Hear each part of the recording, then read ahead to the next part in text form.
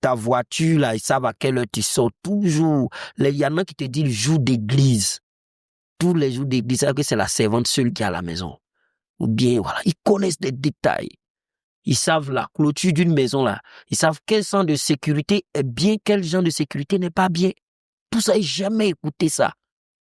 Jamais écouté ça. Ça m'a reconnecté à une vie hors des réseaux. Les réseaux, c'est mon gagne-pain. C'est pourquoi vous trouvez que ça, j'ai changé. Parce que je me dis, j'ai une belle expérience à raconter. J'ai quelque chose à raconter. Aujourd'hui, c'est vrai que je n'ai pas commencé à raconter. Parce que j'ai peur que je raconte quelque chose, on me dit, ah, la loi, tu n'as pas le droit. Actuellement, la loi change trop. Donc, on se tait. Et la partie de la mort, ça dit que tu n'as plus personne.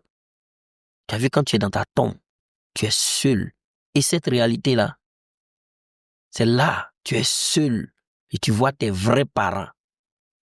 Tes vrais parents qui t'aiment. Tu vois, ils viennent prendre rendez-vous pour venir te confesser leur amour. C'est comme venir déposer un pot de fleurs sur ta tombe.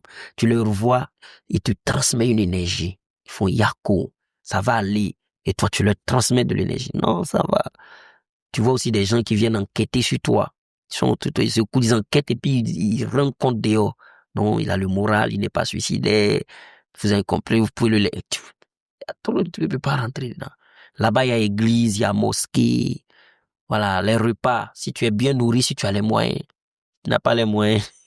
Tu vas manger pénal. On a comme je disais, le monde a des challenges. Il y a des petits, par exemple, comme moi, je suis là, je vais avoir un peu de thé, un peu de café, du pain, du beurre.